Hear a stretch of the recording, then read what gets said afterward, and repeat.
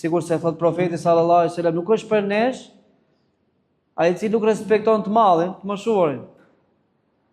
Ne të vegjëlit, përpara të mëdhve, duhet të tregojmë respekt, vlerësim. Se këtë ka thënë Allahu, ka thënë profeti. Edhe kjo është udha e vërtet, kjo është morali i vërtet. Ne të rinj do t'i respektojmë të mëdhenj. Për shumë arsye. Kanë eksperiencën, kanë moshën, kanë dijen, kanë besimin. Nëse ti ke vite, ndoshta ai ka më shumë se 2 vite të falet, që falet.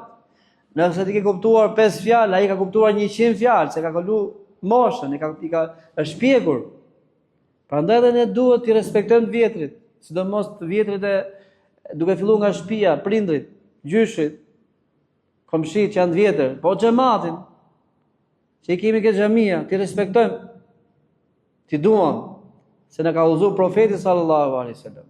Nga ana tjetër, po edhe të vjetrit, të moshuar tregojnë mëshirë për të rinjt, t'i mbajnë afër.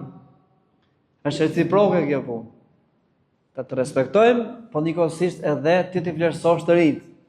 Kështu ecet përpara. Ka vendosur Islami rregulla, gjëra të bukura të mrekullueshme.